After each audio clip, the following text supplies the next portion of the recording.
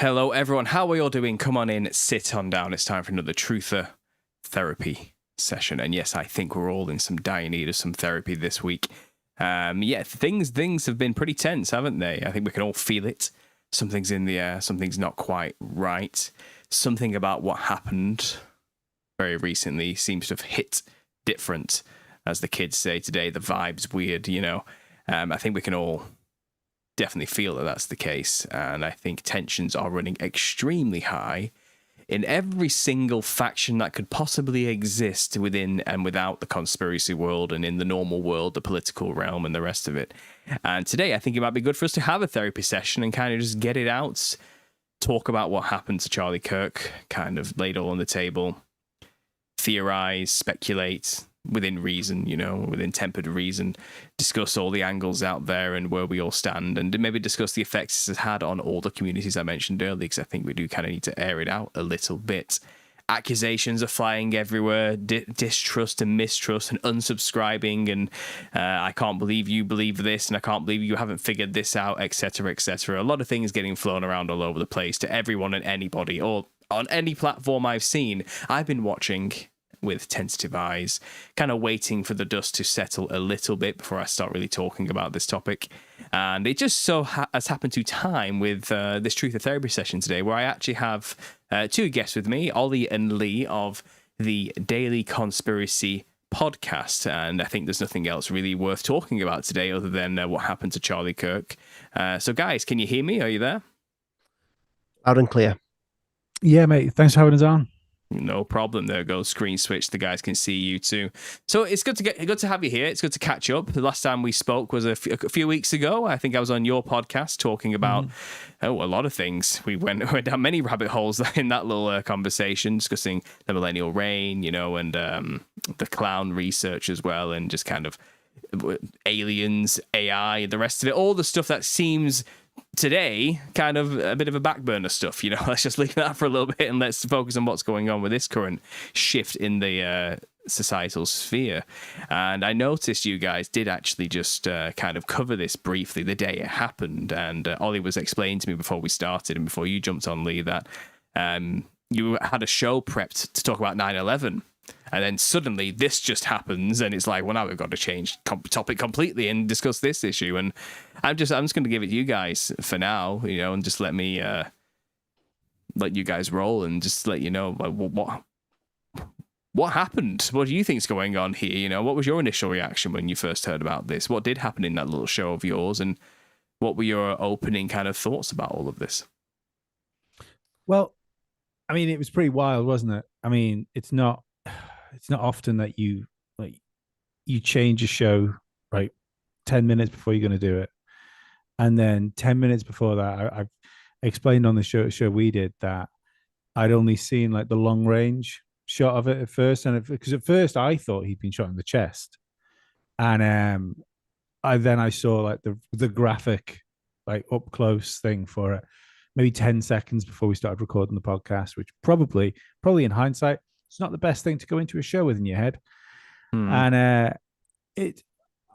I made some assumptions when we started doing it that this was I'm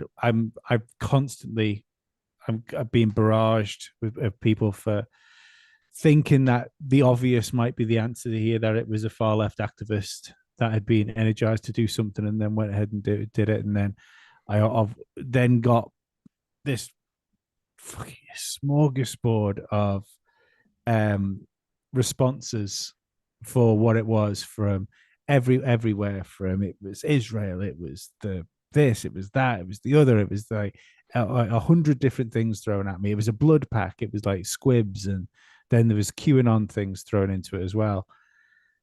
And it's definitely one of those things where there was just no way to keep everybody happy. There's no way. You were always going to get some sort of pushback from it. But it, like you said, it's going to say it sent ripples all the way through. I mean, even as far as the UK, we've just had the marches in the UK, for instance, yeah, true.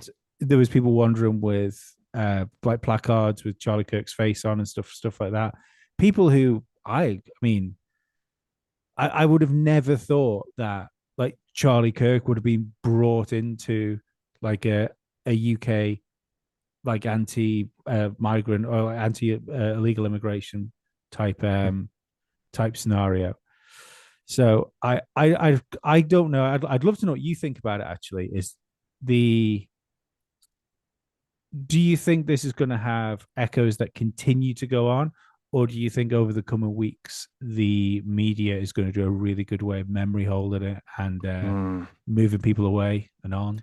Well, I've never been one to make predictions like this because you really don't know where they're going to go with these things, to be honest. I mean, the whole George Floyd situation kind of sparked a huge issue for a long time, didn't it? Then that kind of got memory hold not that long after, really, when you think about it, you know, riots in the streets, a few things here and there. And then suddenly everyone just kind of mocked it, derided it, found out his true character, and then it's quickly swept under the rug and we moved on to the next thing, you know. And this is why I've kind of titled this, like, we're going to discuss the current thing, because this happens a lot with these events. It seems in the moment this is the biggest thing ever to happen for whatever faction you're in, and this is the most important thing that must be discussed, or else. And then before you know it, it's not, and you forgot it even happened. You know, that does generally tend to happen a lot with these type of things, especially in today's news cycle. It's so much at once, so much happens in 1 month. It's getting very difficult to kind of keep track. But something about this event in particular, and again, the timing coincided very, very poorly, as I explained in here, that, you know, I started this stream to celebrate my 100,000 like subscribers, and then literally like 2 hours prior, this thing had happened, and I'm there watching like, is it in bad taste? Should I even like do this show? You know, so I did discuss it in that show quite a lot, you know, because that's kind of what it all became about. And I could tell immediately, and my immediate response, and I did release that clip, is the timing of this is impeccable, because we had just had the stabbing of the Ukrainian girl on the train. Yeah. And it's kind of, it felt, and obviously the trans shooting of Catholic children had happened maybe like a week or two prior as well, which has kind of already kind of been forgotten a little bit, you know. That's how fast these things change and turn over. And I thought, okay, so this is like a compounding effort here from the media to spark up anti-leftist, anti-racial tensions, and now this political right tension, all kind of at once. It's the perfect storm in like a month's period of the bad things happening, which you could easily pin very quickly on, this is the left's fault, or the left are responsible for this in some way. It's unfettered immigration because of leftist policies that let these people in, or, you know, that causes these issues, or it's their twisted ideologies and godlessness that turns them against people with nihilism and makes them justified in killing people. And that's in the initial knee-jerk reaction this seemed to create. And I could see it happening, like, okay, this why is the media showing all this footage all of a sudden? Because, you know, there's a lot of people dying all the time. That's what I always think, you know. There's a lot of footage of people being killed by people all the time. Black people killing white people, and the rest of it, and obviously vice versa. There's footage of people murdering each other all the time. So why is the media showing this one suddenly? And I hadn't thought about that. Yeah, and the Charlie Kirk thing as well is kind of... There's this phenomena, especially on Twitter. You can watch people being murdered all the time. It's really easy. Like, Twitter does not censor death. The most brutal of deaths, blood everywhere deaths. I watched a guy getting beheaded and his head rolling across the parking lot the next day after the Charlie Kirk thing. You know, it's like it's there, bloody as anything, clear as day. And I don't remember a time, it seems like only since the takeover of Elon Musk did Twitter suddenly become this place where you could watch, you know, brutal like murders on a daily basis with ease. And I feel like we've already been prior desensitized to this, but there was zero effort from any platform, never mind Twitter, to censor Charlie's blood spurting out the side of his neck and to make sure we all saw the impact of that bullet through the throat. We had to see it. It was like a mass public ritual of trauma-inducing footage. You and your children will see it, whether you like it or not. You know, it doesn't matter where you go, what platform you're on, whether you think it's safe or not. The footage will be there, and it will be uncensored. And I don't believe anything gets onto any black screen without them wanting us to see it, to be honest. So I had a lot of ideas floating around immediately around this, and I could think, do not lose your heads, people. It seems like something smells fishy. Something's afoot here. But I'm not one of those people to say everything's fake. He didn't really die, which is where a lot of people are going immediately. It's all just, like I said, squibs, blood packs. It's all Masonic theatre. And look, I understand the concept of Masonic theatre. Trust me, I've talked about it plenty of times on the channel. I understand about the role of the Odd Fellows throughout history, playing many famous people as well and the rest of it, and world leaders. And I've discussed these things a lot. But I don't think you have to always fake a death. Sometimes they just kill people. Mm-hmm. And I do feel like there was a lot of bait left out. This is in hindsight, looking at it now. A lot of numbers put everywhere, a lot of suspicious things happening here and there. The media kind of fermenting the conspiracy theorists' imagination quite easily, laying stuff everywhere for us to find. The Ring suddenly switched finger, it's AI edited, it's all a hologram, this type of thing. But he can very quickly find out he wore a ring with a latch on the side of it, and he often plays with it and unhooks it. And he was doing that when he got shot, so it's likely the ring just unhooked and moved to the next finger. Very quickly, easily explainable things, which I feel like were latched onto and made us look very stupid very quickly. And I've been watching the reactions from the, let's call them, just ordinary people who aren't into this realm of questioning the mainstream narrative, and they see people saying stuff like that, and they're like, that's terrible, that's awful, someone's just died and these people aren't even saying it's real. The reaction is very anti that, that attitude. I do think the conspiracy theorists didn't help at all, the initial ones, and the whole everything is fake community. I really don't think they've done us any favors with the way they've handled it so quickly. A lot of accusations made very loose evidence, unfortunately. I'm not saying it is or isn't fake, but I'm saying we have to be careful about how we deal with this. This is all eyes on this event type of situation. And there's a couple of things I find really interesting. We say that the evidence is quite shaky. Is like I said to Ollie the day after we did the podcast, so I didn't say this on the podcast, because I agree with you that it seems perfect to build something up. And originally I turned to Ollie and said, but this was before the gun was found, the shooter will be trans, because that's the theme of the current time. I was fucking close, because apparently the shooter's boyfriend or girlfriend was trans. So it still fits. Still means that can essentially be pinpointed as the motive. The thing I find really odd about this whole situation is the fact that the father turned the son in. Now, I'll go out on a limb and say that I can't think of a situation, and without getting graphic or anything like that, or definitely not without getting YouTube or not YouTube friendly, I can't think of many things that my child could do and I wouldn't sit down with them and go, oh, what the fuck are we going to do? How are we going to, especially when you consider it's something that could end up with a death penalty as well. Like if I found out, and maybe this makes me a piece of shit, but here we are. Like if I found out my child had killed somebody, my first response to that would be, right, what, why, and do we run? It wouldn't be, would you like a lift to the police station? And I think it might be an American thing more than anything. The patriotism, the pride, and obviously I do believe, from what I've kind of loosely heard, that it's a Mormon family, or perhaps a more right-leaning family household, very traditional Christian family household to some extent. Not saying Mormonism is Christianity exactly, but very traditionalist through the views, and the son was clearly in rebellion against that tradition, having a trans partner and the rest of it. Maybe that's the father had already, in many ways, in his own mind, lost his son. He didn't see it that way. I think those feelings and emotions are very strong, especially in America, and we're outsiders here from a completely different country, talking about things that we don't really have context to truly sympathize with. And I think the attitude right there, politically speaking, it's father against son, it's family against family, it's civil war it's already begun in my eyes from what I've been witnessing. It's not like it's just around the corner. Everyone's fighting each other and people are killing each other all the time. It's already happening. I'm not surprised he turned him in, Personally, I think that's exactly the type of culture they have there right now in that country, and that's the fear they have, the basis they have, the war they're having. You know, I think that's what they're in the thralls of, and which is why they're so.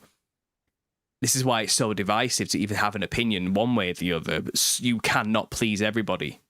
No matter what you say, the opposite person who has the opposite opinion to you has now made you an enemy. That's how they see it now. It's black and white thinking. There's no nuance. There's no grey area. There's no either with us or you're against us attitude is what it is there now. That seems to be what I've got just from merely suggesting, calm the fuck down, guys. Don't do anything stupid. You're possibly being played on a grand scale here. Why don't you sit back and see what happens first before you make an assumption or react and do something stupid? And then the reaction is, no, you're trying to calm us down. You're trying to pacify us. You're a Mossad Zionist shill who's out there to try and play this whole thing down. It's like there's no in between. Can it not just be... Maybe there's some people out there just not as emotional about this as you are. Maybe some people are thinking a bit more calmly about this, or maybe some people have some forethought to understand there's games being played. And you need to know where you sit on the chessboard before you make a move, you know, and I really think they're past that in many ways, which is why I argue to a lot of these people are like, it's all fake. I'm like, well, even if it is, it's going to play out as though it's real, whether you like it or not. So you need to prepare for what's coming next. You saying it's fake is not helpful in any way, shape, or form. And you don't know it's fake.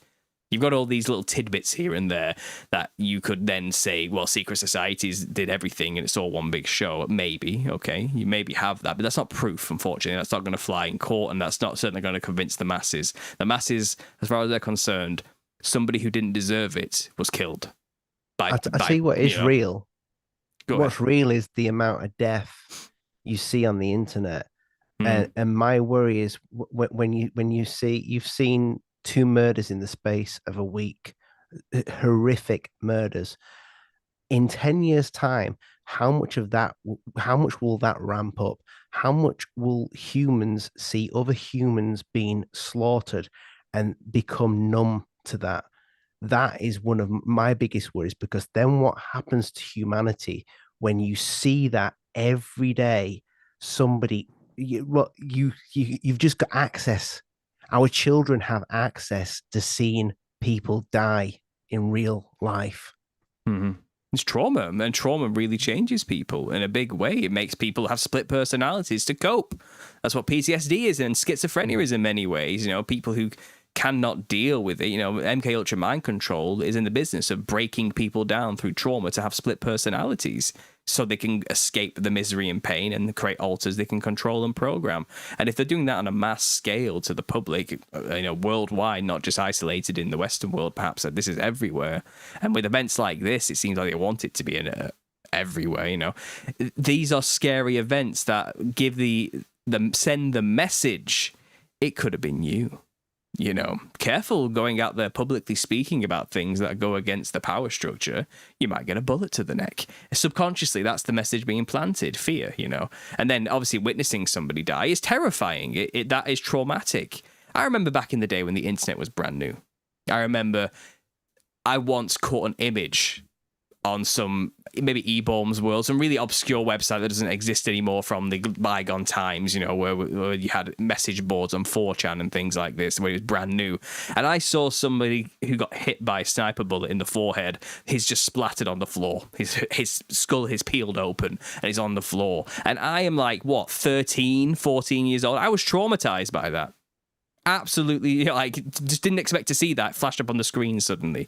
I remember when jump scares actually genuinely scared me. You know what I mean? And like, I still, but then I am desensitized to that now. It really takes nothing, and nothing can get to me anymore. I've seen it all, and it's brutal. And it's not just real stuff on the internet you sometimes see that has traumatized us. I think they've been doing this for a long time. How gory and graphic are movies showing death? Just Hollywood films. People being split open, torn in half, eaten alive by zombies, shot up and blown to pieces. The opening scenes to Saving Private Ryan, for example, or something, or any Saw movie or whatever it is. You know, we are already desensitized to gory, bloody death. So when we see the real thing, I feel like in a way is it any different to our mind when we see the graphicness of it all? So maybe we're already set up in a stage, but I think the trauma comes from the idea that, oh, this is not the movies anymore, this is real. And because it is just positioned as crazy left-wing radicalized children who basically view anybody who disagrees with them as literally Hitler. Well, from that perspective, you can kill anybody and it's justified, morally speaking. So, and now this example with Charlie Kirk, it settles that idea in people's minds of, if you're a conservative, white, Christian, anti-feminist, whatever, right-wing, whatever, if you want to, or even just being a centrist is extremely right-wing to these far left, it doesn't matter what you are, you could be next. And the aftermath, we immediately saw the aftermath, even just like a day afterwards, people celebrating his death. And that was plastered everywhere, pushed all over the place to make people angry too. And now these people are losing their jobs. The backlash is happening, and there's people have no sympathy for any of this. And rightly so, these people are evil because they are literally celebrating death. And they're saying, yeah, I wish I was the one who shot him, that type of attitude, And I think this exposure of the evil of this particular side, and they are genuinely evil. Like, I'm not even saying, like, we're wrong to find these people hideous and heinous. We're not wrong to think that. But you do realize they're kind of like an enemy that was manufactured for us to hate. These aren't our true enemy. These are just useful idiots. These are patsies. These are people who have been brainwashed and programmed to be agents of the Matrix, shall we say. But there are people who did this to them. And it's they who shall not be named, especially not on this platform. And we think we all know who it was and what's going on here behind the scenes. And there's evidence coming out that it seems like Charlie Kirk, in his last month of life, was starting to realize this and began openly speaking out about it. There's lots of clips out there of him basically questioning his benefactors. And that's only stirring up even more like tension in many ways. And bills were just passed in America. People have been posting in my Telegram group, which basically means if you criticize Israel, you get your passport taken away. So that's been proposed anyway. But there are other things that have been going in that kind of surround that idea that, any anti-Semitism will not be tolerated, that type of attitude. And you have to wonder when you see these type of things, what's really going on? What is actually happening here? So this is where I get branded once again on a podcast as being a paid, like agent of Mossad. But do you not think that even that, like this, I'll say it's a new fresh wave of like anti-Semitism feels unnatural? It feels like it's exploded from somewhere. And like the one thing if very, very well could be, we know there's various different entities in different governments and stuff like that, which have influence over different countries. But if Israel were going to start assassinating everybody that's been critical of them with the way they've handled recent situations, then we would have large sections of newspaper with prominent names being taken out all the time. Like I've literally just said on our podcast, which will be out on Tuesday, like, how does Charlie Kirk get taken out, but Roger Waters is just left? One of the most famous men in the world, one of the most famous musicians ever to walk the face of the planet, like scorched earth on Israel at every single day. Like if he drops a spoon when he's trying to have a cereal in the morning, it's because of Zionists, So I just don't understand where this, and it could, maybe it's like stuff stacked on stuff until it's above the water now, so everyone can see it more. But just like the left is being used to ignite the right, and this crazy situation we've got here, it feels like the Jews did it scenario is also being manufactured up into the zeitgeist as well. I think you're right. I think there is an element of both sides are being played for this very reason, and it's synthesis from the thesis and antithesis situation here. So you have, we'll ferment the left will collapse the civilization by degrading and undermining all of the basic morals of family and principle and community, and, you know, which we've seen happen over the past 40 years since the Cultural Revolution of the 60s. We've seen things like, you know, family, marriage, birth rates collapse, all this type of thing. Traditions disappear, Christian values disappear, the rise of secular atheism and the rest of it. The family unit is broken, you know, and that destabilizes civilizations very quickly when that starts to happen. And it does seem that's been by design. And then that has risen with the socialist ideals, because people are isolated and rely on the government for resources. So with the rise of the socialist ideals comes the Marxist ideology and the rest of it. And then you get these young, disenfranchised people rising up, and they're getting quite old now, these millennials, you know, who kind of were given these Marxist teachings in the schools, which again is by design. And then they go out there and they spread their ridiculous ideas, and then the people who are the quiet traditionalists, who are getting older in age or perhaps have something worth fighting for, like family and children and the rest of it, or religion and tradition, they start to get sick of hearing all this stuff, that they're a bad person just for the colour of their skin or where they were born, or simply because they have ancestors who may have done bad things in the past, perhaps, maybe, so saith them, you know, therefore they need to pay reparations, or they are just inherently evil from birth. And eventually people get sick of that. But because these people who are being berated, we'll call them the right or the traditionalists, are generally moral people, upstanding people with Christian values, it takes a long time to get them to rise up to violence. It does. They're not as easy as they did these disenfranchised people who have nothing, the left side people, you know. So it's easy to get them to get angry because they're idiots. They don't really know anything. They've been brainwashed, and they kind of fallen for the propaganda very quickly because they're desperate and lonely and have nothing, you know, so they'll cling to anything. But these people who have a solid foundation, to get them to move from that or to attack and break the thou shalt not kill commandment, which they build their life on, it's difficult. So you've got to keep pushing them and pushing them and pushing them and pushing. And that's exactly what we've been seeing recently. And coinciding with that was, like you said, this rise of this anti-Semitism attitude. Now, look, I'm not saying there's necessarily wrong in thinking that either. But I think that those who are in control, it's not just Israel, it's Kabbalistic secret societies on a whole other level to just Jews. It's not that black and white and simple, but generally we call them the synagogue of Satan. Even Candace Owens was arguing with people calling them the synagogue of Satan not that long ago on like one of her own podcasts, interviewing with some rabbi or something like that, you know. So publicly, yeah, it's becoming popular to hate on the Jews again. You're right. Mm-hmm. It seems like that is actually okay now. Can we say that? And people are saying it. And I've seen a huge rise of that attitude, especially in the truther movement. It's more than ever. And someone like me now, I'm a Mossad agent because I refuse to name the Jew or to speak out against Israel in some way. Or I'm evil in some way. But I've always said, and even my own Telegram group, we cannot let our group fall into that. Because once you start going that route, everything gets tainted. Yeah, and you're in trouble. You know, you're in trouble. But I think you're right. I think unorganically that has happened. But I think there's a reason for that. They're setting something up. So now we're seeing the snapback from the right. Charlie Kirk has made them snap.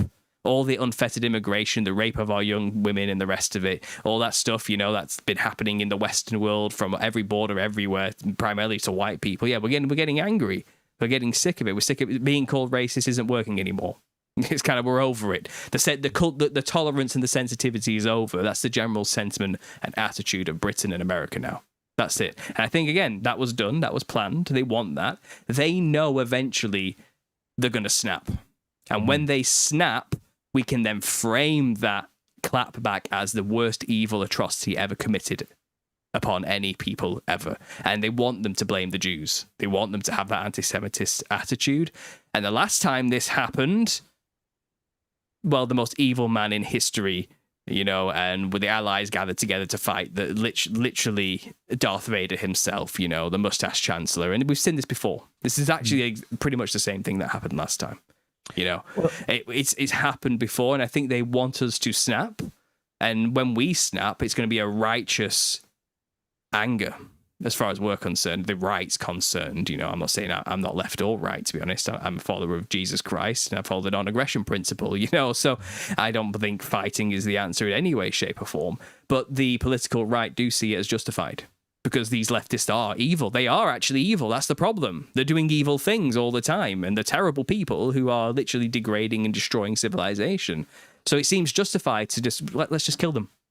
We've just had been enough. talking about this on the podcast. And Lee, what were you saying on the podcast about the fact that it seems that we're being pushed to the right for a reason? It seems that, and it seems like at some point there is going to be an absolute hard right, even a new world order. I've always said, and I've even before we were doing like conspiracy podcasts, I was doing other podcasts in the past, that my fear was always the pushback. What would rebalance? Because you could see the left was getting out of hand. This was like 10 years ago. 15 years ago, you could see this rise of this weird progressive left. And my worry was always, what would the rebalancing be like? Because when the rebalancing comes, it's going to come so much harder and so much faster than what's come before it. And I think we're starting to see that now, where it's I'm just as fucking guilty as everybody else. And as I said when we did the follow up to our Charlie Kirk episode, that I stand by what we did that day. I think we did the best job we could at the time, but I was angry. Like I fell into that mode of, I was angry with what the left was doing. I knew what would happen as well. I could see it coming a mile away. I got maybe some small details wrong. I knew it was good. Let's just go with Occam's razor at the minute. So even if what's being done is to make me think this, we'll go with like what the official vibe is. It was left-wing activists that took out a man that was realistically right-wing, but like not hard right. He's just a conservative with conservative values, and that's why they took him out. I knew that the media would try and spin it that he was a Republican at first, which they clearly have done. Don't know about you, but like as far as I'm concerned, scrolling like Antifa stuff on bullets and fucking guns and going out with trans people doesn't strike me as the most conservative of things to be doing. But I knew that's the way it would go, and like, I put a tweet out that day saying like, I'm done with this now. I don't want to play with this. These people are going too far. And I know that's what I was supposed to do. I know it's how I was supposed to feel. And the next day I did think to myself, thought, I do believe that, but I've done what my reaction is what it was supposed to be that day. Mm-hmm. And I think I let myself down a little bit with that. Well, that's the issue. I mean, the problem is they're playing on our morality. The controllers behind all of this, the string pullers, you know, they do make very bad things happen by bad people, and we are righteously correct to be angry at them and pissed off. But they aren't. They're just the symptom of the problem behind the scenes. We're constantly fighting symptoms. We're constantly fighting the wrong enemy. We're killing each other. We're fighting each other all the time. But at the same time, we need to defend ourselves. So it's a catch-22, isn't it? They've got us by the balls, really. Like, we have to fight back against these people because they're raping our children and that type of thing. They're killing people. You know, they're actually evil. They're actually doing terrible things to us. So we have to fight back. But every time we do, we get weaker because we're only playing further and further into their agenda, because they'll point cameras at us and say, look at these evil people doing these terrible things, these harmless people over here. You know, they frame how the event looks to people because they own the media. So we're constantly in this battle of a framing issue. And I've always argued, even though it's impossible, if we just turned off the TV, none of this would happen. If we just stopped paying attention. Quote. If you just stop paying attention, nothing would go away, you know. Yeah. We can't. We're too far gone. How are we supposed to make that happen? It's not going to happen, you know. It would have to be a collective 100% effort on everyone's part to turn it all off. It's not like just, maybe if we get like a decent chunk of people to do it, everything would change. No, everyone has to stop. Yeah, and there's a great quote from Duncan Trussell, which is that we should all feel for that poor guy in the Amazon which doesn't have an iPhone because he's sat there on his own in an idyllic paradise and he doesn't know what he's supposed to be afraid of. Exactly. Yeah, that's and look, all of these events, I tend not to cover mainstream events like this because they suck you in. They're designed to suck you in. The media, even if it was an organic, horrible incident where something terrible happened, completely random, no one saw it coming, it wasn't planned, the media's going to spin it and use this tragedy. Never waste a good tragedy. They will never waste an opportunity to cause division through something happening. They'll use it and they'll spin it and they'll twist things. And it is the left versus the right, black versus white, nationalists versus immigrants. It's whatever it is, they're always turning every faction against each other just to completely destabilize our countries. That's what's happening here. And again, it comes with stopping for a second and thinking, like you said, how do they want me to react to this? And seldom people stop to just think about that concept. And like you caught yourself in the act, which is good. It's good to have that self-awareness. It really is. So good for you. That's what I'd say. But another thing I kind of want to mention, and because I've got all these ideas reeling here, I'm sorry if I'm talking too much. I'll promise I'll let you keep going. But there's this sentiment that every time an event like this happens, there's two narratives: the official narrative and the official conspiracy. And you're allowed to go down both routes. You know what I mean? And the media will allow you. And it seems like the official narrative is lunatic left-wing, anti-right, anti-Kirk opinion person killed him because he was radicalized. That's the mainstream narrative. Horrible tragedy, no one saw it coming, and now he's the martyr, and everyone's galvanizing behind his sacrifice for the greater good, and change is now going to happen because of it. That's the official narrative of what happened here, isn't it? And then the official conspiracy is he was assassinated by the government to become a martyr. I've heard that one. Or he was assassinated by Israel because he turned against them. And I feel like you're allowed to say those. You're actually kind of allowed to say them. It doesn't matter. Like no one's getting censored for saying or having that opinion. But then someone has made a great phrase here, the conspiratard view. So not the truth of view, but the one where everything's fake, nothing's real, it's all a hologram, it's all completely orchestrated. That extreme lunatic conspiracy is out there as well. Completely far, and I understand why people have those views. I understand why they're not kind of unfounded to assume that. But I feel like they want people saying that stuff too, because it really just discredits the whole truth concept. In a big way. It just discredits the whole movement. And like I said, long-term... Yeah, it is. Yeah, exactly. Yeah. I think long-term goal, though, just to finish my point earlier, that backlash, like I said, will be framed as a way to implement more controls after all of this, where you're not allowed to criticize Israel, because it's just Hitler all over again. We can't allow that to happen. Because I think if the right do get violent, it won't be like what the left has done. It'll be worse. I can see that coming. But luckily... I have seen more often than not from right-wing commentators a call for peaceful resolution. So we're not going to kill you, but we're going to get you fired from your jobs. We're going to cancel you. It's that type of thing. We're not going to let you speak. We're going to deplatform you. It seems like they're going down that route, which is hopeful. So maybe they didn't get the reaction they wanted. Maybe the right didn't get violent as quickly as they would have liked them to. So maybe something else is on the horizon to keep pushing. They've got to keep pushing until they do something. Anything. Even if it's small. We've got them. See, that's how sensitive it is now. You know what I mean? Anything. If one guy who's any way politically affiliated with any sort of right-wing association, they will leap on that as an opportunity to say, it's Nazi Germany all over again. The Jews aren't safe. We're in trouble. They'll leap on anything. Okay, so this is how delicate the situation actually is, I think. And I think we're being played. Both sides are being played. They need to snap out of it. Like, everyone needs to snap out of it and realize we are not each other's enemies here. Like, we're really not. We have more in common with each other than we think. We're both being played by evil, controlling Luciferian Satanists behind the scenes. Like, we're all, in trouble here. Unfortunately, I don't think we've seen the end of it. I think the beginning of the move, because what I think what we're in now is essentially the phase 2 or phase 3 of the radicalization of progressives, and you will get the beginning of it was either the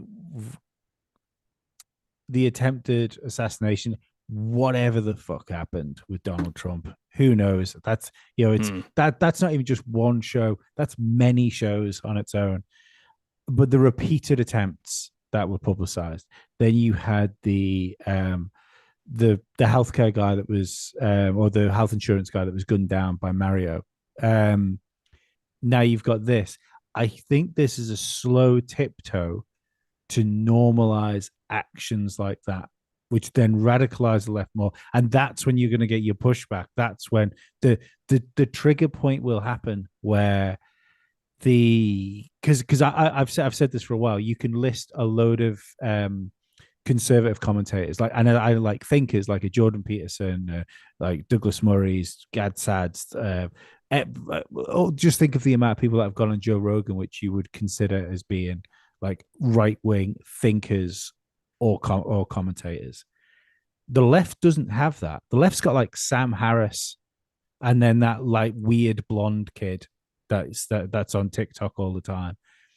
So that's because the left is the left's weapon has been violence and activism, whereas the right's weapon has been discussion and activism in that way. And in these like who knows why? Do you know what I mean? Maybe there's a load of really good leftist debaters out there that don't get pushed through the algorithm, so you never hear about them. And this whole thing, if you'd have just if we'd have heard more people, like more of the left's version of Jordan Peterson, for instance, maybe the whole thing would have balanced itself out and things would have never got this crazy because the adults would have been allowed to speak to each other. But I think that's by design, because it makes the right feel like they're bringing guns to our discussions. And eventually they're going to say, well, look, if we're going to get shot out for spicking, we're going to have to shoot back.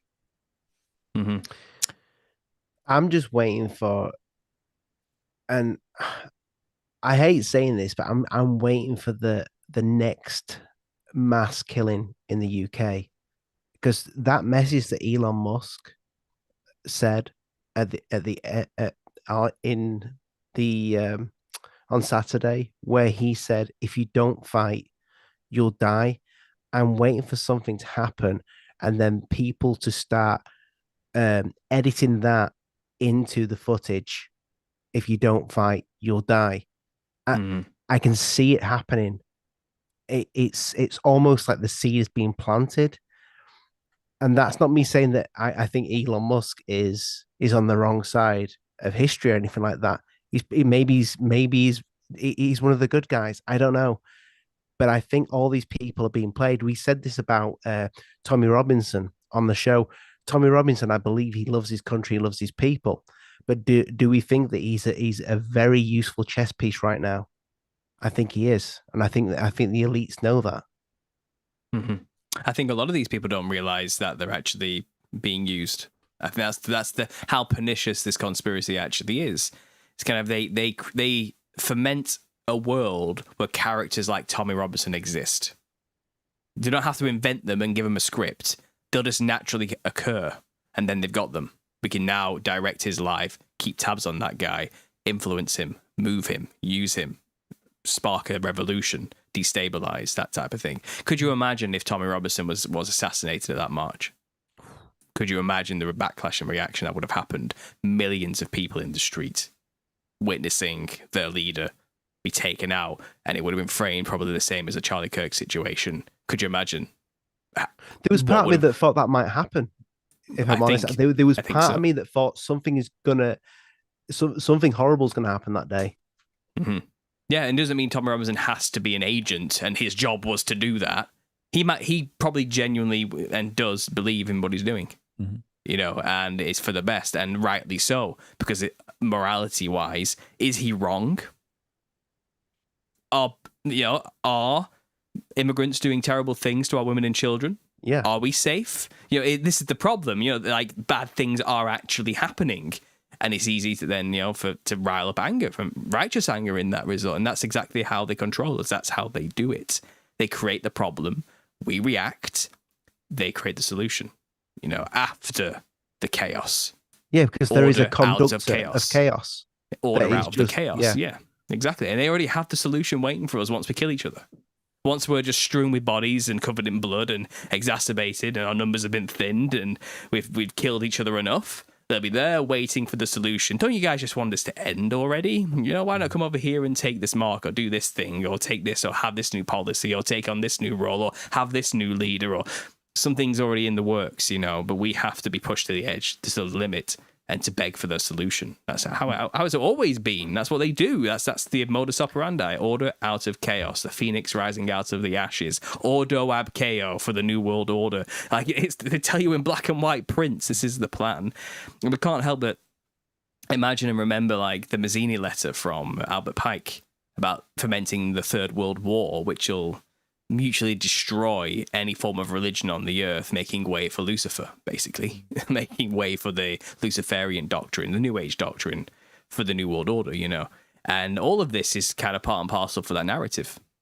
This is an agenda a very long way in the making, and to have a world where you can have a Luciferian agenda or a doctrine where everyone's kind of under that, do what thou wilt, there is no God but man, we control our own evolutionary directive, you know, that to get there, well, you have to destroy Christian nations. You got to destroy them. Can't be on the board. Can't be there. And we've been living through that for the past like 60, 80 years of that degradation, that removal of that whole system. So we can't really trust anything. I think I just remembered. America literally passed a law not that long ago where it's now legal to create false news to propagandize the people in America. It's a real thing. You can go find it. It's very real. It's law. And they don't make things like that unless they intend to use it. So we have to question everything now. Like we're actually in that situation where we don't know what is and isn't real. And that's the issue. They've got us in that state of mind where we can't trust anything. We're in a bad way. We're in a bad place. I'm not trying to be like nihilistic here, but something needs to change radically. Not violence is not going to solve this. That's too simple, too primitive. We've all seen Clash of the Titans growing up, where you've got is it Zeus, where he's got the little chess pieces and he's playing them and he's putting them where he wants them at the right time. That's what's going on right now. But Paul, how does the left and right come together to fix this? How does that even work before it's too late? You know, until there is what I think I think the only time that happens is when it's too late and there is a one world fucking government, and that's it. It's done. You're gonna find it really difficult to get out of that. Well, man makes plans and God laughs. So they might have their plans for a new world order and all these things, but it's not going to go how they want it to go. That's not how it works, you know. So have faith, no fear. The propaganda telling us how it's going to be is not how it's going to be. That's not how history works. Regimes topple. You know, they don't last forever. Nothing lasts forever in this world. It's sand through the fingers. Right now, yeah, we're in a bad way. We're divided. Absolutely. Can it be reversed? Maybe not. I'm going to be real with you. Probably not. Not until we learn our lesson the hard way. And humans just love learning lessons the hard way. We're built for it. We're wired that way. Like we very rarely stop and go, maybe this is a bad idea. Very rarely do we do that, if ever. You know, I can't really think of any examples right now where we did do that throughout history. We'll see it to the bloody end, and then we'll learn our lesson. So it's the classic: weak men create bad times create strong men create good times create weak men cycle. It's just, Solomon talked about this, you know, in Ecclesiastes. There's nothing new under the sun. What profits a man, you know, who for all his labor is sand through the fingers. What has been will be again. No, we don't live long enough to learn our lessons. It's an endless cycle. Cling to anything in this world. It's a hopeless endeavor. We must build up treasures in heaven, because really what we have here and what we try and build here only makes it worse. The more we try to cling on to it, the more we try to build something. I think we do have an issue in this age of nationalism and pride in our nation and our flags and our laws and our systems rather than God, which should be above all of it, rather than our duty to our family above all of it. People identify with something that's outside of themselves, which is useless, a thing, stuff. Some identify with the big cars and the big houses and the big mansions and the wealth. Some people identify with the job, the status, the position as a CEO in something. Some people identify with the nation, the flag, the governments, the rules, the leaders, but anything but themselves, God, and their family. And that's the problem. So I think if everyone started to realign themselves back to those more traditionalist, God-centered, focused traditional values, things would change very quickly. And if they turn off the TV, or at least social media, I think that's the best we can hope for now.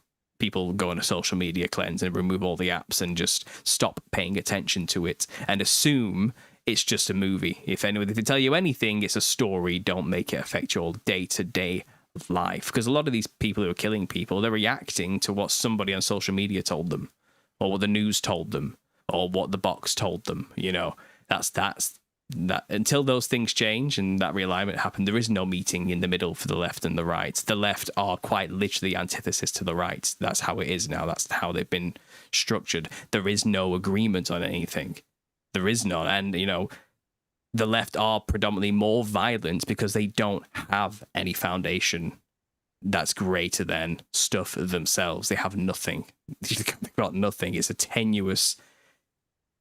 The entire entity is reliant on the collective that they've joined.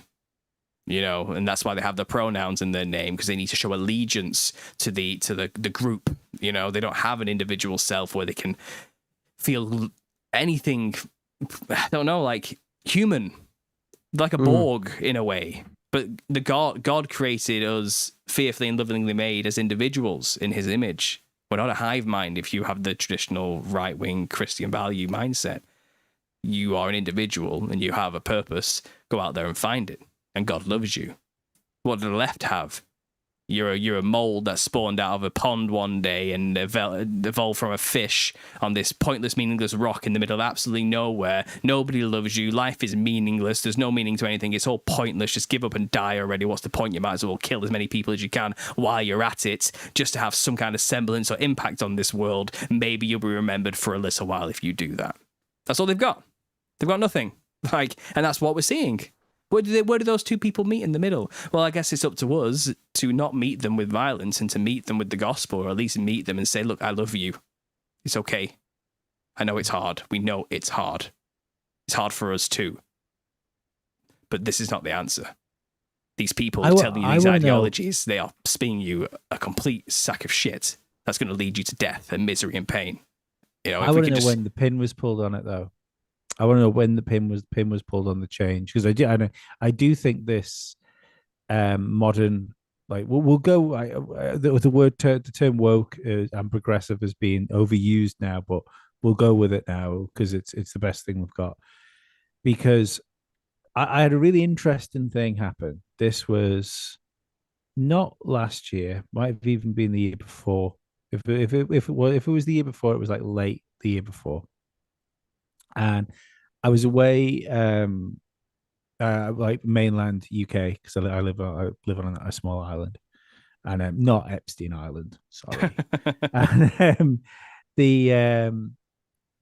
we would go around some shops in the city. I don't get to cities very often, and we went into like a large. I'd call it a tat shop. There was varying different levels on it. Like the bottom floor was like a Pride, was all like Pride and LGBTQ stuff, and then the next floor was like arts and crafts stuff and things. And I'll be dead honest, I didn't want to go in it. The person I was with wanted to go in it, and we were wandering around, and I was wandering around like this floor which was like full of Pride things, and I was shocked because of the amount of and like this is I would say I'm like small C Christian. I'm a recent convert. I spent I'd never say I was an atheist. If people would turn around and say like, do you believe in God? I'd have gone, I hope so. You know, that it would be great if that was real. So I've never been like one of the like lambasters of religion either. But I was amazed the amount of things in there that was satanic in nature as well. The amount of like pentagrams, the amount of like Baphomet statues and stuff like that. But it was like it would be like a Baphomet statue with like two pride flags or a trans flag or something like that. I was said to the person I was with, who's not really like on the same page as me for a lot of this stuff anyway. And we're really good friends. And I said, do you not find it fucking weird that like only 10 years ago, if I'd have tried to slap like a pride flag on a demon's like hand, I'd have been the problem. I'd have been a bigot because I'd have been intolerant. But now it's shifted in such a strange way where that's not just, it's not a slur, it's merchandise. Oh yeah. Lee, I've seen the same thing, and they've got Ouija boards next to this as well to buy a Ouija board next to all this merchandise. No, yeah, but like literally, this was like an LGBTQ plus AI Z, whatever the new letter is for it. This was like demon statues being sold to the LGBT as merchandise. And like I said, like, that would have been that would have been up there with being like incredibly racist to someone as far as socially acceptance to go. If you were to turn around and say right, gay, yeah, well, yeah, gay and Satanist, that way would have just been so unacceptable. But it seems to be so absorbed into that now, and I don't know when that happened, but it really confused me. I think they've leaned into the idea that, well, you know, they don't believe in God or Jesus. They think it's completely ridiculous to even consider that as even real. So they think it's a joke. I think they really they don't take any of it seriously. And they're like, oh, yeah, you know, hail Satan, whatever. I'm gay and hail Satan. Yeah, screw you, Christians. Thinking they're being edgy. I think a lot of it is just that, to be honest. Maybe there is like an undercurrent agenda. It's like the Satanists having a laugh at everyone's expense here, you know, even the LGBT community. It's like as if they're actually doing it, you know, and that type of, I don't know. But I do think for the LGBT community, the majority of them, well, they've rejected God. They have, you know, through and through. It's that they do not believe in anything to do with a higher power or God or the devil. They think it's all fiction. They think it's all just made up nonsense. They don't have any, you know, they're just detached from all of that. So for them to do something like that, it's like ironic. It's a joke. It's just to wind up the crazy Christians. You know, I really do think that's the attitude behind that. Personally, probably. Yeah, but it seems like a bit of a mask off moment, you know. As a Christian, you know, from a spiritual standpoint, I would say that's actually the demons within manifesting into reality. Like you know, what happens in the spiritual reflects the physical, and it's kind of, if you're seeing satanic stuff everywhere, that movement's probably satanic. Like that's actually call a spade. You know, it's probably it's real, it's true. It's probably what is really going on there. But I don't. This is the thing. Like I don't think even the LGBTQIA plus whatever community is organic. I don't think any of that's organic either. I don't think you have to be gay and a member of that collective necessarily.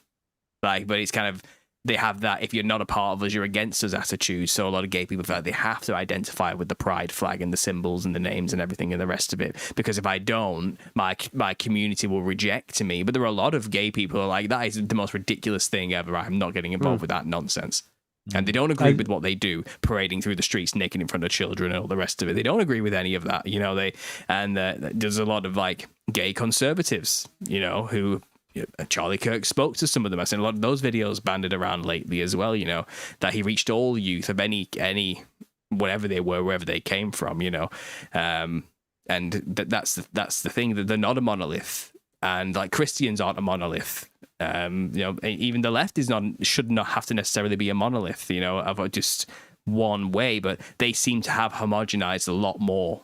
They naturally create these enclave homogenized groups, but the right tends to, it does do it. They have their own problems, don't get me wrong, but primarily they tend to be more literally conservative. Just leave me to myself. Yeah, leave me alone. I think you know, that's primarily it. The purest form of what actual liberalism should be, really.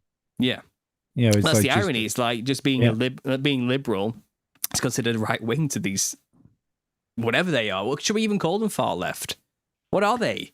This is my thing. I said this earlier as well before we came on. If you were to get like a scale to work out where the where the right and left were, and you were to put like the purest example for me for insane, like progressive ideals is medical intervention for gender reaffirming care for kids. That's like the most. I can't think of anything else. If someone would have said that to me when I was like 20, like this is what's going to happen, I'm like, fuck you. That's so stupid. Now, if you think about the other side of that, you would have to go for the right to balance that out. If you consider that hard left, for the right, you would have to go either like homosexuality should be banned or outlawed, or you'd have to go down some hardcore racism route, like white power stuff. That's what would balance the gender reaffirming care thing out. My issue is, I think you find a lot more center left that either agree with hard leftist ideas, or at least pretend they agree with them because they don't want to suffer the wrath of the people around them. Whereas on the right, I think you get a lot less center right people that entertain far right ideas. I think that's what really defines the two things when you say like what's left and what's right. I think you're right. I think the far left stuff should be considered something different. But your normal everyday like guy that considered himself a bit left wing, votes Democrat, votes Labour, I think there's far more of them which entertain with the extreme end than there is that entertain with the extreme right. I think it's because of the image of anything considered right is Nazi. Yes. So who wants to associate with Nazis? Who wants to be right? a Nazi? Yeah. So it's got to have to be more. Of course, I'm left. Of course, I'm liberal. Of course, I'm tolerant. Of course, I'm not a Nazi. I'm not one of those people. They're scared. Well, at least maybe they were in the past. I think more and more people, especially like the younger generations, I'm hopeful. I think a lot of the younger generations, like Gen Z, they're based as hell. They're not having any of it. They don't care, left or right. So. It's like shut up, leave it out. Yeah, they're like, just leave it out. Shut up. I'm not interested in any of that nonsense. I don't even have any prospects of owning property in my entire life. Why should I invest in the system whatsoever, left or right? They've checked out.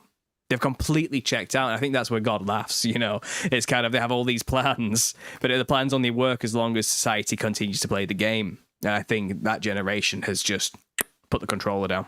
I think, or they still play the game, and it's a case of the purple-headed like keyboard warrior people that would have been like 10 years ago when this was bubbling up, that would have been in their late teens and 20s. They're now like 35. That's why we've got the unfortunate situation of them working in schools and stuff like that and being fucking weirdos. The thing is that it is the duty of youth to rage against whatever the establishment is at the time. And the arrogance of these people is they don't realize they're the establishment. So at some point, youth will go, well, no, like you're old. So I want the opposite of what you want. And that's the scary situation, because if they want far left, the opposite of they want is far right. And I think that's when you're going to get that swing back of the youth. Oh, yeah.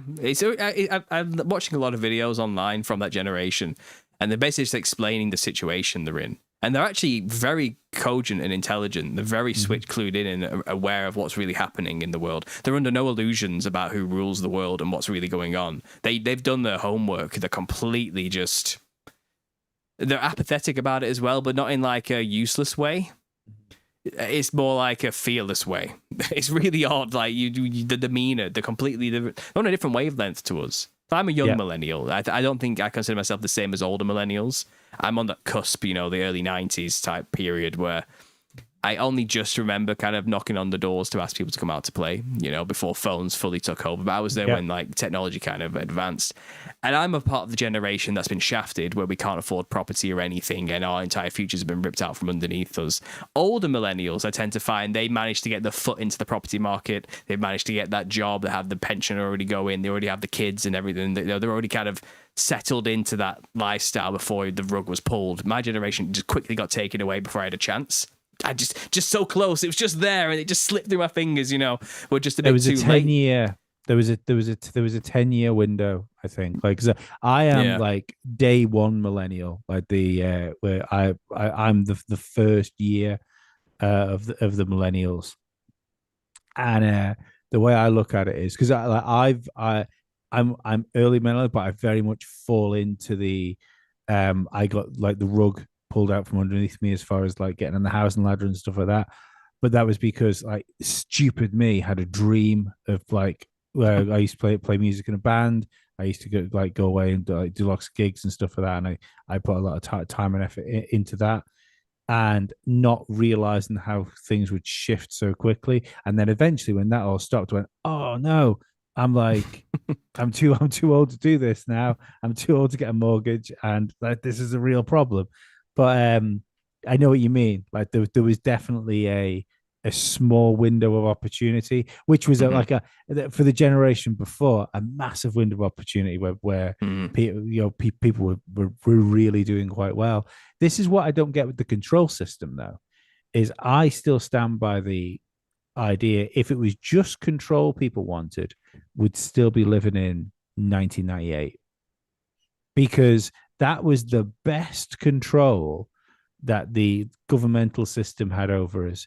We still respected it. We still believed that they were the best for us. We had enough money to do things and to be places and go on holidays, buy the technology you want, like things just to the idle things to keep you happy.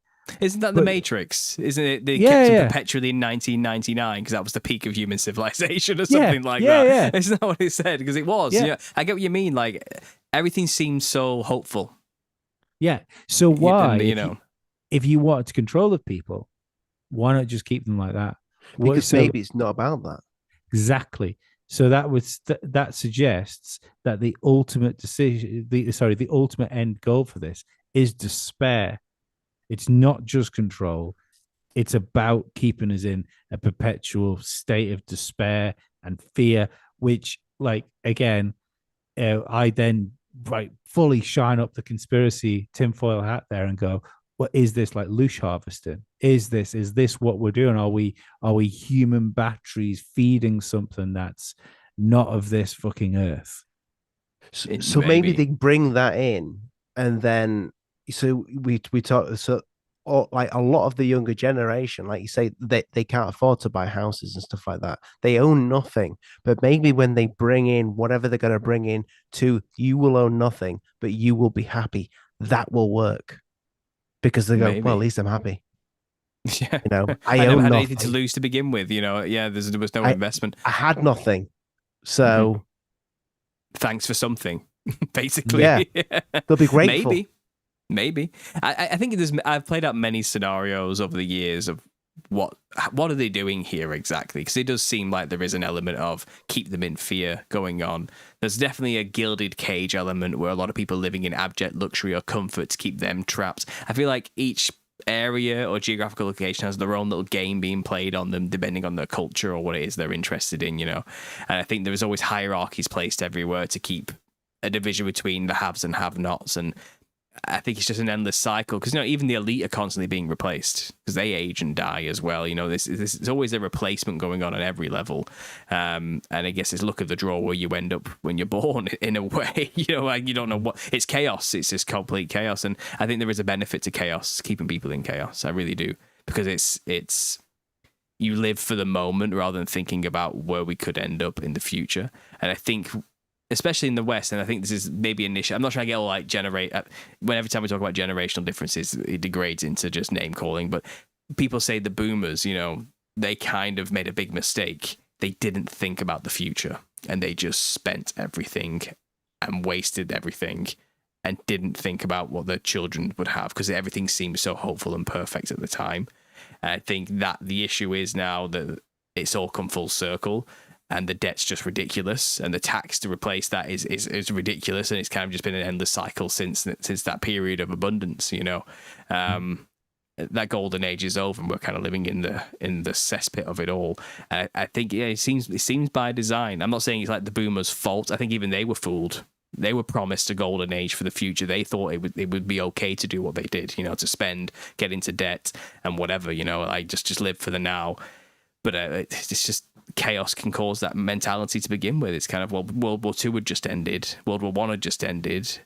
Everyone, it was brutal and horrible. So many people died. It's kind of like, where's your God now type of attitude. The Cultural Revolution kicked in, you know, and it really was a live for the now, to hell with tomorrow type of attitude. And now we're living in a point where it's like, well, it's tomorrow now and we're living in hell. You know, we have to suffer that consequence. But again, you can't shift the blame onto any demographic, be it age or whatever. It's kind of, this was a play. This is a play to get it into the state, and maybe we're easier to control in this state. I don't know. Fear is a good motivator. Always has been. You know, maybe it is just that, and maybe they're just evil bastards who like to watch people suffer. Maybe they're just satanic. Maybe they really are just evil. They just like watching people die and live in misery and pain and having that superiority over them. Maybe they just are that evil. And the problem is, as good people, we try and rationalize evil, don't we? Because we don't understand it. We don't understand it. We're not like them. They're not like us. We really don't. And because we wouldn't do something like that, we struggle to understand how somebody could do something like that. And maybe that's our problem. Maybe, I don't know. I think they're bringing in so much fear right now that at some point it'll almost roll off the tongue, the words digital ID. I think that's where it's going, and I think we will beg for it. I don't even think they'll need to sell it to us, to the majority. It'll only be the conspiracy theorists that are switched on, but the majority of like westernized countries is going to say, give us that digital ID. We want it. It's going to fix the countries that we live in. Well, I think that's where it's going. Immigration is a good motivator for that as well. It's like, how do we solve the immigration problem? Well, digital ID. You know, we'll know who's a real citizen, who isn't instantly. You know, and if you deny it, why? What are you hiding? What have you got to hide? You know, it's that attitude of, if you've got nothing to hide, you'll have no problem taking it, getting this thing. It's that, and that's the issue, isn't it? You know, it is around the corner, the digital ID situation. It really is, and that's going to rile up the fundamental rapture people and the mark of the beast people and in the Christian communities as well. That's just going to be all, it's going to be nuts. That's going to be crazy when that gets implemented. Well, not only that, Paul, like,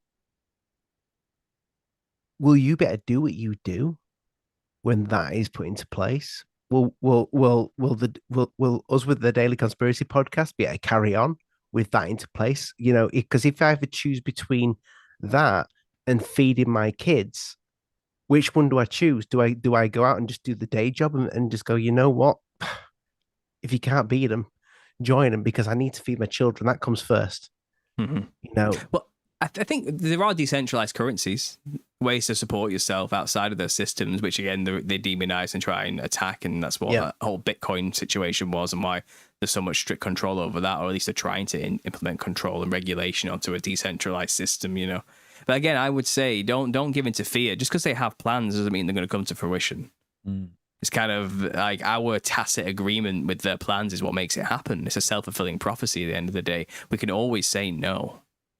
I stand by that this fell apart.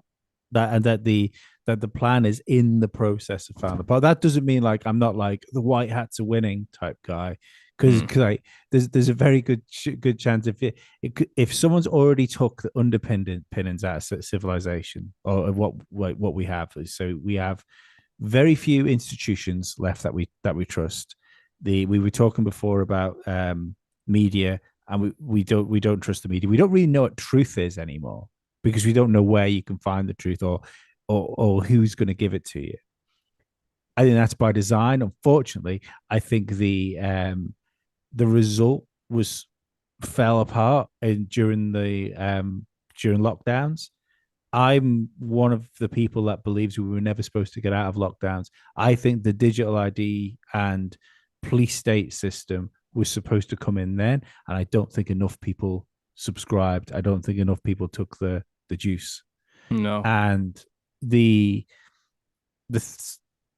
they've been in like this state that they have been in this state of regathering and reworking things out, and I'm not sure you can play such a hand that was played, and maybe this is more dangerous for us than if it had actually gone through, because what do people do silly things when they're desperate.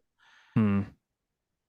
But it just feels that all of the things that were put in place there, between like QR stuff, between the like that step from suggested medical interference to outright authoritarianism, and this is like where I was bringing up as far as the digital ID thing goes. I think that's going to be the same. I don't think anywhere near as many people, but like bought in wholesale to the thing. I know with the thing of which will not be named. It would seem like they did from like the demographics we were told, the information that came in the charts. It's like a 81% compliance rate or something in America, I think it was. Yeah. And in the UK it wasn't much better, to be honest. But then it's like how many continue to comply after the first one. And it's, I think it got less and less as it went down, as more people realized, wait a minute, what have I done here? I think people very quickly sort of realized they were played and gave into the fear and felt shame about it and the rest. But I do think, unfortunately, there is like a solid, like at least 15% of any population who love it. They love the authoritarianism. They want that power. They're gasping for the government to do it again so they can play little Hitlers themselves and go out there and implement their dictatorial control on people, and it's, do we just need like a solid mass of people like that, maybe like 30% to really implement that change fully? Does it have to be a majority? You've got the percentage of people that just want to be looked after. It's just like, what you can I just have a universal basic income? I don't mind playing video games. I'll play video games till I die. That's all I really want to do. Mm-hmm. I think there's probably a shocking amount of people that are like that as well. Put me inside the machine. Plug me in. Just just let me play Call of Duty until you've got really good VR, and then I can be in it. And then if I'm still alive in time for you, actually just jack me in like that. That would be preferable. That's fine. Live forever in a machine. Why not? Which as a myth, I think that's going to be the final promise. A long time ago, I used to speculate that like transhumanism, this promise of like, we'll advance our human evolution to live in robots forever. We'll transfer our consciousness into a machine and we'll get to live for eternity, free from the shackles of our biological constraints, that type of attitude. I felt like it's like the greatest like long con. A lot of people queue up to like transfer their consciousness into a machine, and then you see these people like they put the helmet on and their bodies just drop, and you see this light flash up into the computer. It's like, there they are, they're in the computer now, but really they just died. Yeah, they're just pretending that's what's happening through special effects, but there's just people are just lined up, they're just getting killed. That helmet just sends a giant like bolt through the skull. That's what it's really doing. It's not actually. It's like cattle. When you're calling the cattle. You can you could even take that a step further to like placate people still in the mortal realm. Is turn around and say, yeah, well, everybody's got such a huge online platform now, and I think people like us will be the first ones who have got like hundreds of hours of like podcast of us speaking of us, especially stuff like this, because you put so much of your views on the world and like political ideas and social ideas and stuff like that. There is a wealth of data to make an AI equivalent of who you are and what you are, and like to the point where I'm sure we're only like maybe 2 like chat GPTs away from me being able to go, this is my podcast, make a virtual representation of me, and I'll be able to have a sit down, have a one-on-one conversation with myself. But more and more people, not just content creators, more and more people are putting more and more of themselves online. So you could do that to the point where you go, yeah, like Anti Doris is going to get stuck into the Matrix. Anti Doris gets the cattle prod through the head, but because of a social media profile, it seems like it's worked. She can still speak to you, she can still be there, but it's not her. It's just an electronic simile. Yeah, so what I think they do, they create the illusion that your loved one's passed on to an electronic realm, and you can talk to them and everything. It's like they're actually there. They can project themselves into your living room, but it's just a facsimile. It's just exactly what you said. They've got enough data on you to simulate you perfectly, and no one would be any of the wiser. But wouldn't that just be the greatest con? Like get the masses just to kill themselves very easily with the thinking they're going to live forever. And that's a very extreme hypothetical end time scenario I gave there. But it's an awesome Black Mirror episode. Well, exactly. But I feel like we're not far from that being. This is the problem with the most Black Mirror episodes. We're actually just around the corner from that happening every time. It's like we could end up doing that. We know we're stupid and evil enough to make that a reality if we go unchecked type of situation. Yeah. And with the transhuman agenda, I do think it'll be the ultimate con in the end. I do think it will be a promise of that doesn't really exist. You can't transfer consciousness. God made you as you are. Your consciousness and body are one thing. They're not separate from each other. You can't have one without the other. There's no separating them from one another. It doesn't exist. That's not real. That's just a science fiction. Well, we're seeing baby steps of that now. We are seeing the baby steps. We speak about Elon Musk earlier, but he spoke about his concerns with AI, but then he's like, if you can't beat it, join it. We need to merge with it in order to control it or be controlled. And slowly but surely, we're like I say, we are starting to see the little tiptoes of this Neuralink. That's not going away. I don't think Neuralink is going to be something that is just gonna like slowly disappear. I think that will ramp up in the next 2 to 3 years. With the rate AI is improving, I think you're going to see more people that will like, what, I can't see properly, or I can't, I'm deaf in this ear, or I can't walk properly. I've got something wrong with my spine. You will start to see success stories from this, and then all of a sudden you'll see more and more people plug into this. And at that point, you've got control. Well, that's the problem. It's comfort, isn't it? Like they promise you these wonderful things, and who doesn't want to see again? Who doesn't want to hear again? Who doesn't want to walk again? And what kind of evil bastard are you to argue against such wonderful technological advancements? But like you said, like the end goal here isn't in your best interest. It's really. I can see it. I think this is it. You are being given the red apple here. At what cost have you got your sight back? That's the thing. People don't think about the consequences long term, And this is, like I said, why I always argue the Christian angle. It's kind of, well, we don't cling to things in this world because it's temporary. Like, what profit a man who gain his eyesight back but lose the whole world? I paraphrased there and changed it a bit, but that's the point. You know what I mean? It's like, whatever this world has to offer, you can get all of it, but it means nothing. You can't take it with you. It means nothing in the long run, And I think Neuralink is like the epitome of that concept. Because again, you are giving over like your faculties over to a machine, to a system which has someone else controlling it. Think about that concept. Like, we don't know what it's capable of. Well, do we? Do we know? We know. Well, this is a funny thing. Ollie will be 100% against this. I think the next big thing is going to be an honest take on the hoax of AI. Right? I use AI quite a lot. I'm very impressed by it. I think it's a really useful tool. The weird thing about AI is the more you use it, the more you realize it's just a really, really good search engine. And I saw there was a great video. Unfortunately, I can't remember. It was a lady did it, a YouTube video about how we were actually already hitting the glass ceiling that we've got for AI, because there's only so much we can do with it. Like all technologies, it will get like mobile phones are a perfect example of it.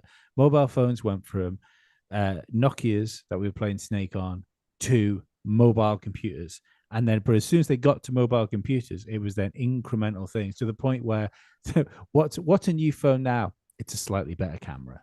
That's what we're getting. And now it's a slightly better camera, but it's a sandwich as well. And that's what they're trying to sell to us. I think within the next 5 years, maybe 3 years, you're going to see this shift where people are going to go, where's the super intelligent AI that we were promised? Because it's in everything and it's doing all the stuff for us. But ChatGPT 4 to 5 was supposed to be this quantum leap, and it's really not. It's just a slightly better Google search engine, and that's what most people are using it for. The electric cars were supposed to take away. I've just seen yet again, I can't remember which car manufacturer it was. Another car manufacturer is stepping away from making electric vehicles, and you get these. The minute you're getting these technology things that are sort of coming up to the surface, it's like, don't forget, we were supposed to have, when you look at 1960s, what will the future be like? We had like robot servants and flying cars back then, and we look at it now as funny, but they were absolutely convinced we would have that stuff by now. And things never move as quickly as the futurists try and say it will. So when you get the likes of Sam Altman and stuff like that, giving these like great glorious plans, like, oh well, humans are going to be replaced. 90% of jobs are going to be replaced by AI, because as soon as AI hits general super intelligence, then we'll be able to make the robots. Then we'll be able to make the batteries that will power them, because AI will be able to help us make them. It sounds like nonsense to me. Mm-hmm. I think you're right. Maybe we'll plateau, and it'll never come to the promise of what it was promised to be. But they made a lot of money in the process of making those promises. Oh, absolutely. You know? That's how it always goes. The hype's always greater than the final product. You know, they all remember Cyberpunk 2077, right? Did you play that game? Like the hype was overwhelming, but what we least got favorite game. You know, it is, absolutely. It'll be okay after all the updates we promise. You know, it's that type of thing. But you know, like, it's just Grand Theft Auto with a bit of a different skin. You know, it's. There's always just again, you can't really improve on once you reach a level. Like, again, you can just change maybe the user interface a little bit, or like I said, a better camera on your phone. I do think that's probably where it's going with AI. I think AI it does have the capacity to revolutionize the way we process data. Don't get me wrong. And that will change things in a big way. Will it become the god that we all need to take control to save us from ourselves? Maybe they'll create the illusion it is. You know, maybe we don't know. Like, that could be it. Play it out like that's happening. You know, I think with the arrival of 3i Atlas as well, this comet that's coming close to us right now, which is mysteriously coming out of nowhere. I think you find it's an alien spaceship. Well, this is what I mean. Like, maybe Blue Beam is going to be switched on a lot sooner than we thought. You know. And it'll all coincide with, you have created life through AI consciousness, just like a god, you know. And we discovered, as soon as we discovered that you created AI, we came to you because we knew it was time. Like, you are becoming gods yourselves, that type of thing, creating new life. And we're here to guide you through the process, just like what happened when the gods created you and this type of thing, bringing the Anunnaki into the situation. And like maybe Nibiru turns up all of a sudden. I don't know, mate. But with the technology they have, the media control they have, the ability to manipulate our perceptions they have, they can make it seem like anything's happening through this little box in the corner of our pockets and in the corner of the room and the rest of it, you know. So there's that. Like there's that. You know, maybe. And this thing, we talk about Charlie Kirk, there's so much more going on right now as well, which we cannot just fall to the wayside because this one thing happened. A lot of agendas are like in full swing right now. A lot of agendas are in full swing in every single kind of like market that we have going on. You know, whatever facet of civilization, be it technological, medical, political, name one, agendas are at play and marching forward quickly. Chaos. Like too much for us to process all at once. And I think this is where they want us. They got to right where they want us. Like, what do we do? Like, where do we go? Where do we put our attention? What fire do we put out first? Like, and that's perfect, really. That's kind of the perfect system of control. And I'm not trying to be nihilistic. Stick to the idea that, look, yeah, you know, men make plans, but God laughs. I think that's true. I do think like the best laid plans often go awry. You know, this is not going to work out how they plan it to work. But as long as we're kind of aware of all the plates that are spinning at once, we can focus our attention accordingly and at least not be deceived. Well, you know. Paul, you mentioned earlier, you know, people are having less babies. It's the whole family element has fallen apart. Lee, I do kind of disagree with Lee with that. I think it's the devil. But this AI, I don't know if you've ever seen the movie with Joaquin Phoenix, Her, where he has a mobile phone and he essentially falls in love with it. I think at some point this is what's going to happen. So if we mention the fact that people are having less babies, people are becoming less bothered about relationships and just that they're all hooking up on these dating websites and meeting up with any old body. Maybe that won't even be a thing that's needed anymore. Maybe this little device that you have in your hand will be able to give you everything that you need. And you know, it goes back to you'll have nothing, but you'll be happy. So maybe it is just an algorithm, but maybe that algorithm it will work for you, and you know, bingo, we've got them. They don't need to talk to each other. They're not together anymore. So we don't have to worry about them fighting against us because we've created their best friend. We've created their wife. We've created their life partner now. They've fallen in love with it. Done. That is happening. That is happening. Happen. Yeah. It is happening. Have you not, you guys, you've seen the forums, haven't you? Have you not seen the Reddit forums, my AI boyfriend and all this type of stuff? It's already happening. And they were devastated when ChatGPT updated to the fifth one because their entire partners got wiped. The husbands disappeared. They're like, oh, my husband, where's he gone? Bring back number 4, you know, like bring back ChatGPT 4. Like, this is not the same anymore. And it's kind of, they were heartbroken. They thought their husband had died. You know, and these posts you watch are like, again, the delusions of the insane. That's what we're looking at here, you know. But you can see they're also a product of the way civilization has gone, isolation and loneliness.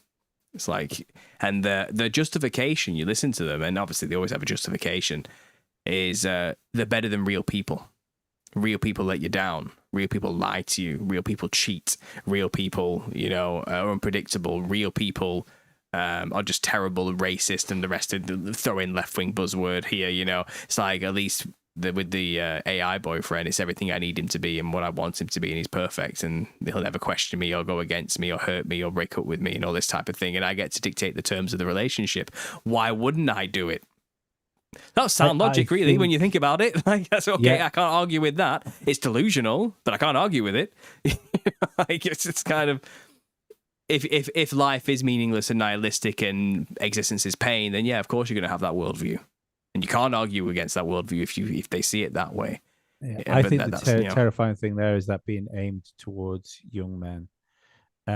The OnlyFans generation of men, which are how's the best way to put this? While men are being pigeonholed, like as being like dangerous and ruthless and horrible people that women don't want to be around, you're like either pigeonholed as stupid or only want one thing or not wanting enough. Like I don't think it can ever be forgotten that we've manufactured a relationship system now where only men will date down whereas it's statistically women will only try and date upwards, and so you're going to get this middle plateau ground where nobody could really find anybody. It will always be easier for women to find partners than it will men. My wife's a lucky lady. Is she? And I think you're going to get this large portion of society which just wants some connection. And that's where I don't see. That's the thing with AI. I don't even think AI has to be that good to do that. It'd be if you're wanting it and you need it to happen. Like I've to like peek behind the curtain what we use AI for. We put three shows out a day, 3 shows out a week. Tuesday, Wednesday, Thursday. We record them the night before most of the time, and go to bed reasonably late after recording them. I do the audio edit and sort all the stuff out for them the next day. I couldn't get those shows out in the morning before I have to go to work without using AI, to help with the titles, with help with the thumbnails, and to help with the descriptions and stuff like that. So there's been a load of times where I've been using AI and I've been using it ChatGPT on my computer whilst having it open as voice to speak to it while I'm doing it. It's made me laugh before. It's caught me off guard and done like a joke or something like that. And it's one of those moments where you go, that's fucking weird. It's really weird. And I don't think, if you're already a lonely person, and luckily enough, I've got enough fleshy people in the world for me not to be lonely and seeking electronic affection. I don't think it has to be much better. In the same way as, have you ever used one of the MetaQuest headsets, the virtual reality headsets? No. Right. They're basically hardware-wise a mobile phone with some lenses attached to it, like an Android mobile phone. They're not powerful at all, but it's good enough to put you in an environment.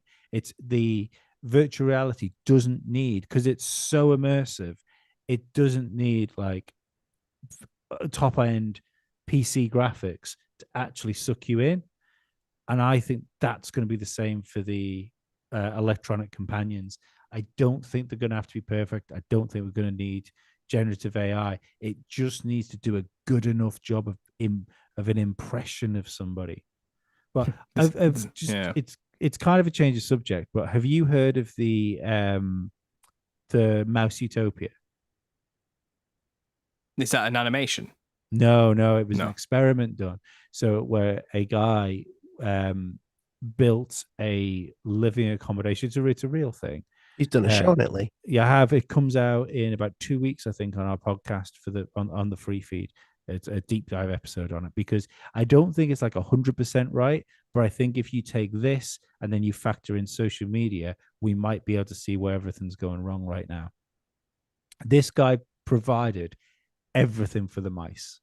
Like, he made it. There was an abundance of food. There was enough of them there to speak to each other. They needn't like care for anything. What happened was, long story short, mice lose their mind. They lose like sexual drive. They encounter all sorts of problems. They essentially forget to be mice because they don't need to be mice anymore. I think if you take that in the way that we've been, where we've had essentially all of our desires and wants and needs catered for so long, then you add on top of that the pressures of instant communication with far too many people. Do you know what I mean? Like if like 100,000 people download our podcast every month, there's no way that an idiot like me can interact and be like, have like loads of people like messages and stuff like that over the course of a month, and not have it change the way I like look at the world and how I think and stuff like that. Then you just times that on like the world, and it feels to me like that's when things started falling apart, was like the widespread inception of social media. Mm-hmm. It's kind of why I don't actually think there's a good way out of this. I don't think we get out of this situation. No, it's like it's too late. We're already in it, and we're at the bottom, and you can't climb out of this thing right now. It's like it's a really greasy pole, you know. It's like we're kind of screwed in a way. I get what you're saying, and that's interesting. The idea that, you know, having everything catered for them made them worse, you know, in the long run.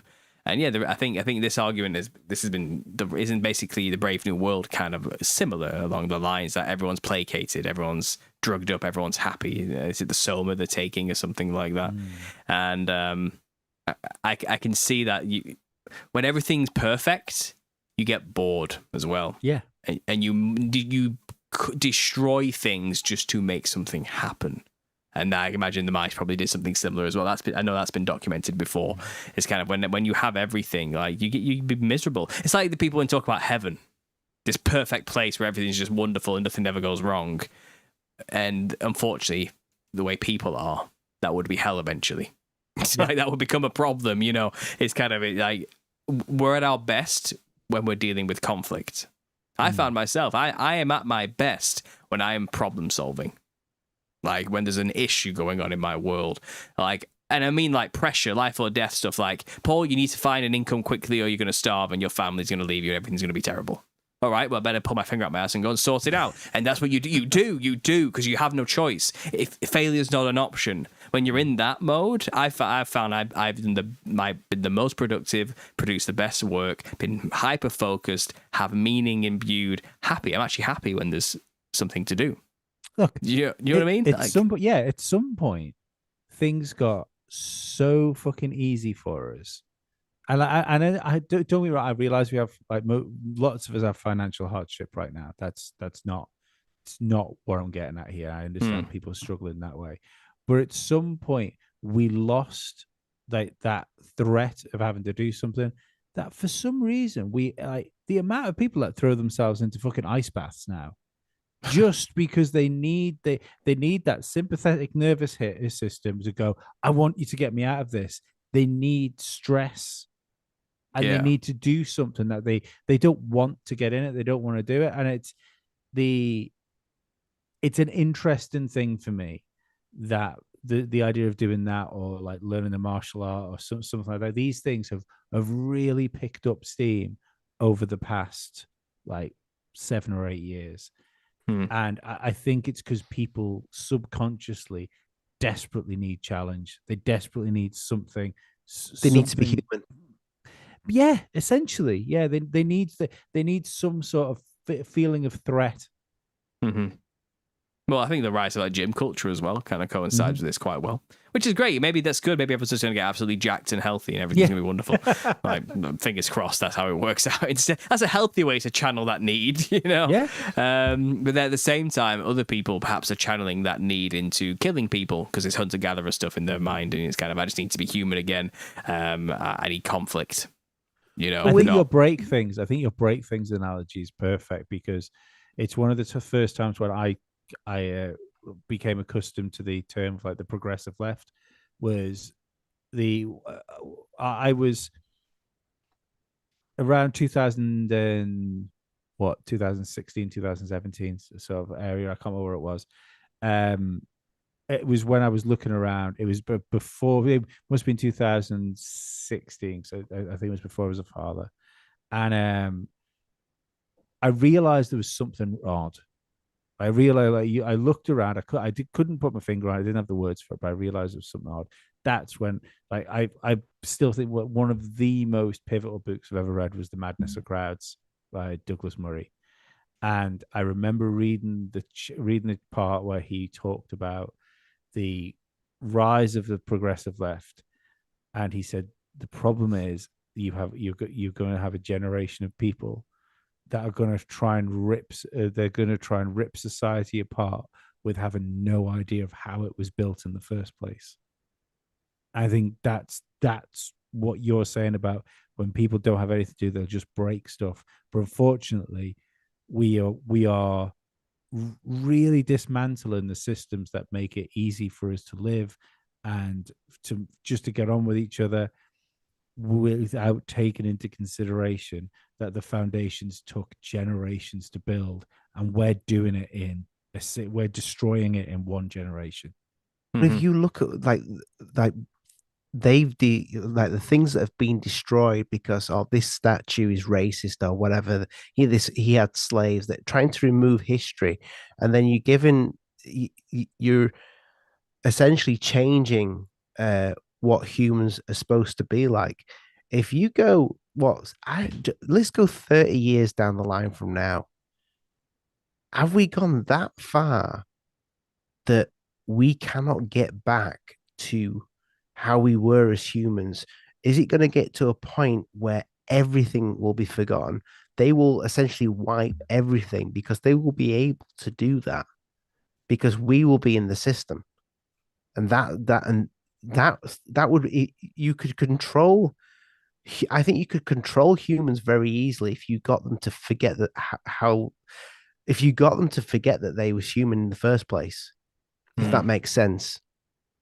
Well, yeah, I think erasing people's history and where they come from is a big part of the agenda, has been for a long time.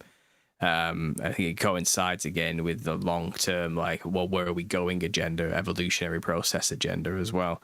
And yeah, I think it makes us weaker when we don't know where we come from, when we don't know our history. And I think they've been wiping out history for a very long time. You know, we kind of touched on this with the little season stuff. You know, we don't really know honestly where we come from or what our past actually is. History was written by the winners after all. So we were probably already in a very weak, weird position and situation of not really understanding our full potential as it is. Yet still, because humanity prevails, you know, we still have skills, trades, and people with the ability to build infrastructure, thankfully. It's still wonderful, and we have maintained the best of the peak of civilization and adapted. But again, like you said, I mean, maybe when all the people who have nothing to do break everything, all the people with the skills to rebuild it would just step back and watch for a little bit, let them just have their moment, and then step back in to rebuild it afterwards. I'm hoping, you know. But if you could train an entire civilization or a generation not to learn the trades necessary to maintain it, then we're in trouble. You know, but I think there'll always be people out there who are just handy, who are just really good with their hands, really useful people. And I think, is it the Pareto distribution? I think Jordan Peterson doesn't shut up about this, but it's something like 90% of the work is done by 10% of the people, or something like that. It's like a known fact about just how it works in general. Like only a very few amount of people do most of the work in a group. Paul, you know? Just our podcast, I can confirm that is true.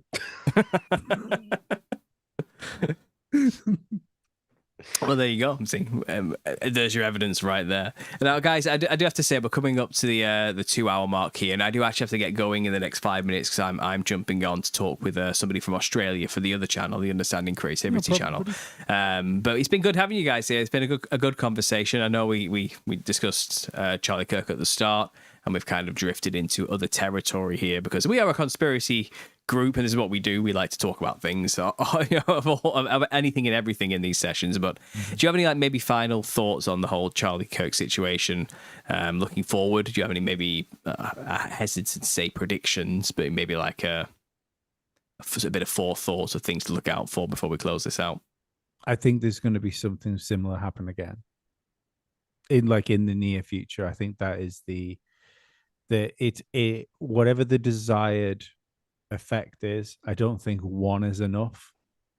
Yeah, and this is not a call to action either by any stretch of the imagination, because I don't want that to happen. I don't want the response for what it'll be. But this to me feels like it's either going to do one of two things. It's either going to ignite somebody on the other side to return the favor, or it's going to empower the other side to go, look at what that's caused. Like, so they'd want to go a step further. It's like, what if it's a fucking Rogan? Do you know what I mean? Like, what if it's a politician? What if it's this? What if it's that? So that's what I worry about. I like I said, I was with Ollie. I was concerned for the weekend in the UK. I felt almost convinced that something was going to go on there. Yeah, I prayed the night before. Well done, Ollie. You fixed it. I fixed it. I think I did. Yeah. No, you know what? I think I said to Lee Paul, I don't pray enough, but I prayed that night, and I think a lot of people did. I think a lot of people, after seeing what happened to Charlie, started to pray more. So through something like terrible like that, I think this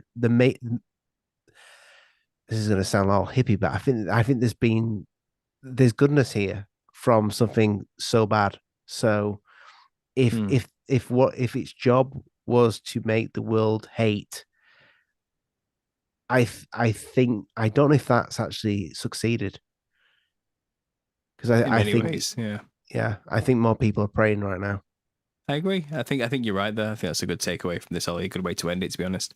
I certainly felt like I hope something doesn't happen on this, on the British gathering.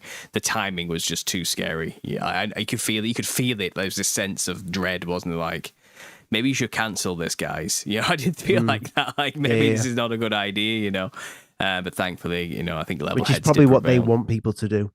Well, exactly. There's that problem as well, isn't there? Yeah, I think, like you said, I have also noticed the backlash hasn't been what they expected it to be. Yeah, I think you could be right too, Lee. Perhaps something else is in the cards for us in the future. They're going to keep pushing, as I mentioned earlier. I don't think we've heard the end of this. Not at all. And I'm not saying Charlie Kirk might actually get memory hold. He might. This might just be a here today, gone tomorrow situation before we realize, because something else is going to take precedence over it soon. That tends to be how they keep us in that state of constant fear. We just need to keep saying to people, don't let them push you. Don't do what they want you to do. Like, and you have to ask yourself, how do they want me to react to this? And just think twice. I think it's important as well it's just as important to walk into situations going, this might be real, as to say this might be fake. Mm-hmm. Do you know what I mean? Like, I keep hearing a lot of stuff about people when it came to the pandemic going, I knew it was bullshit from the first place. No, you didn't. Nobody did. And it was the sensible way to walk into a dark room is to think that there's something in there that's probably going to hurt you. Because then you turn the light on and there's nothing there, and then so everything's great. But if you walk into a dark room and go, there's nothing in here, turn the light on and there's a tiger, you're in trouble. So I think people need to make sure they don't go down that it's all a movie road too far, because if it's not, like, you're gonna get in a pretty bad state. I was hand sanitizing my cat's feet when it came in the house during COVID, so